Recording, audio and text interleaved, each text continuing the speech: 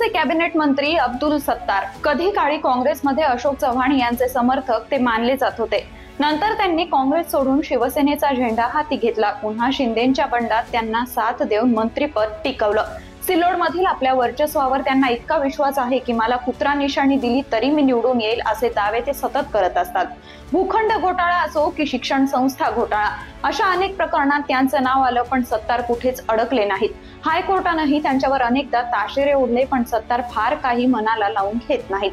आता त्यांच्याकडे छत्रपती संभाजीनगरचं आउट घटकेचं पालकमंत्री पदही आलं आहे। मात्र याच बलाढ्य सत्तारांचा यंदा करेक्ट कार्यक्रम करण्याचा विडा मित्रपक्ष भाजपनं उचलला आहे आणि त्याचं नेतृत्व करत आहेत भाजपच्या निवडणूक व्यवस्थापन समितीचे अध्यक्ष माजी खासदार रावसाहेब दानवे।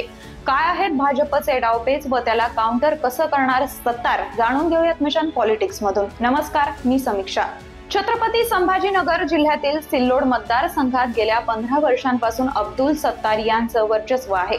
सलग 3 टर्म ते इथून आमदार म्हणून निवडून येत आहेत। 2009 आणि 2014 मध्ये ते काँग्रेसच्या तिकिटावर निवडून आले। नंतर काँग्रेस पक्षाला गळती लागल्यामुळे 2019 मध्ये सत्तार यांनी शिवसेनेचा झेंडा हाती घेऊन विजय मिळवला। खरं तर त्यावेळी सत्तार भाजपातच जाणार होते। तत्कालीन मुख्यमंत्री देवेंद्र फडणवीस यांच्याशी त्यांनी संबंधही वाढवले होते, पण युतीत सिल्लोडची जागा शिवसेनेच्या वाट्याला जाणार असल्यानं फडणवीस यांच्या सल्ल्यानं सत्तार उद्धव ठाकरेंसोबत गेले। खरं तर सत्तार यांच्या विजयात कोणत्या पक्षाचा वाटा नाहीये, पक्ष त्यांच्यासाठी फक्त निमित्त आहे। मात्र स्वतः सत्तार यांचा सिल्लोड सोयगाव या मतदारसंघावर इतका जबरदस्त होल्ड आहे की ते कोणत्याही पक्षात असले तरी निवडून येतात। म्हणूनच सर्वच राजकीय पक्षांना ते हवेहवेसे वाटतात। सत्तार स्वतः मुस्लिम समाजातून येत असले तरी हिंदूंसह सर्वच समाजाशी त्यांचे सलोख्याचे संबंध आहेत। सर्व जाती धर्माच्या उत्सवात ते सहभागी होत असतात, त्यांना मदतही करतात। त्यांचे पुत्र सिल्लोडचे नगराध्यक्षही होते। 2014 पर्यंत सिल्लोड मतदारसंघात भाजप सत्तारांविरोधात सातत्यानं लढत होती, पण सत्तेसाठी सत्तारांनी साम दाम दंडभेदचा उपयोग केल्यामुळे भाजपची डाळ त्यांच्या समोर शिजू शकली नाही। 2019 मध्ये सत्तार शिवसेनेत गेले।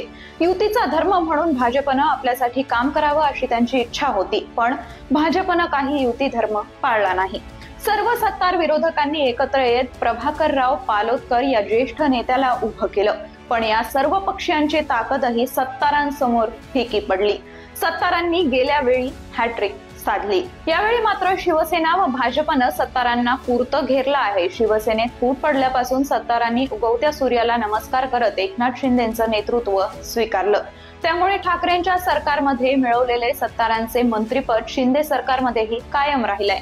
आता ते चौथ्यांदा विजयासाठी प्रयत्न करतायत। शिंदेंशी त्यांचे जवळचे संबंध आहेत, त्यामुळे तिकीट त्यांनाच मिळणार यात शंका नाही। पण सत्तारांनी यावेळी एक चूक केली आहे। लोकसभा निवडणुकीत सत्तार यांचा सिल्लोड मतदारसंघ जालना लोकसभेत येतो। तिथं भाजपचे नेते रावसाहेब दानवे 6व्यांदा विजयासाठी उभे होते। मात्र यावेळी सत्तारांनी युतीचा धर्म बाजूला ठेवून काँग्रेसचे कल्याण काळे यांच्या विजयासाठी मेहनत घेतली।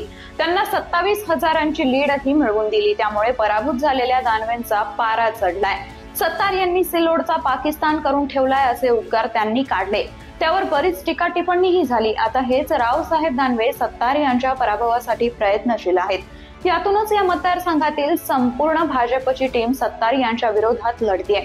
उद्धव सेनेची टीमही गद्दार म्हणून सत्तारांना पाडण्याच्या प्रयत्नात आहे। काँग्रेसमध्येही सत्तार विरोधक आक्रमक झालेले आहेत। हक्काचं व्होट बँक असलेल्या मुस्लिम समाजाला सत्तार यांनी शिवसेनेचं तिकीट घेणं पसंत नाही। पक्ष बदलण्यासाठी ते सत्तारांवर दबाव टाकतायत। त्यातच अलीकडे घडलेल्या एका घटनेमुळे सत्तारांविरोधात हिंदुत्ववादी मतदारांमध्येही संतापाची लाट उसळलेली आहे।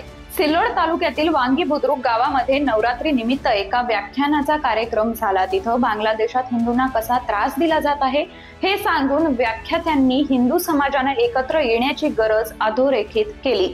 हे ऐकून तिथं मुस्लिम समाजाची एक महिला आली, तिनं थैथयाट केला। तुम्हाला मुस्लिम असलेल्या सत्तारांनी फुकट वाटलेल्या साड्या चालतात, मग मुस्लिमांना विरोध का करत, असा जाब तिनं आयोजकांना विचारला। झालं या मुद्द्यावर गावकऱ्यांचा पारा चढला। दुसऱ्या दिवशी त्यांनी पालकमंत्री अब्दुल सत्तार यांनी गावात जेवढ्या साड्या वाटल्या तेवढ्या साड्या एकत्र केल्या व त्याची भर चौकात होळी केली। यापुढे सत्तारांचा आम्हाला काहीही नको असं म्हणत सत्तारांना धडा शिकवण्याचा निर्धारही व्यक्त करण्यात आला। शेजारच्या आणखी एका गावातही हे लोण पसरलं। तिथेही 200-300 साड्या जाळून टाकण्यात आल्या। यातून हिंदू मुस्लिम वाद आता वाढत असल्याची परिस्थिती आहे। या सत्तार विरोधी भावना भडकवण्यामागे भाजपचं राजकारण असल्याचा आरोप होतोय। सत्तार यांनी आपल्या नेहमीच्या स्टाईलमध्ये अशा लोकांना मी भाव देत नसल्याचं म्हटलं आहे, पण यावेळी विधानसभेला मोठं आव्हान आहे ही जाणीवही त्यांना नक्कीच झाली, यात काही शंका नाही। दुसरीकडे काहीही झालं तरी यंदा सत्तार नको अशी वातावरण निर्मिती सिल्लोड सोयगाव मध्ये केली जाते। महायुतीनं यंदा राज्यात हिंदुत्ववादी विचारांच्या लोकांना निवडून द्या अशी प्रचाराची टॅग लाईन घेतली आहे।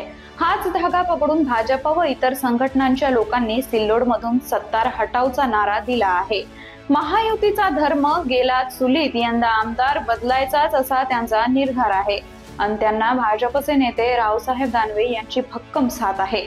लोकसभेत आपल्या पराभवाचा वचपा काढण्यासाठी दानवे हे सत्तार यांच्या पराभवास हातभार लावतायत। आता या सर्वांना सत्तार पुरून उरतात की 15 वर्षांनंतर सिल्लोड सोयगावला नवा आमदार मिळतो, याकडेच सर्वांचं लक्ष लागलं आहे।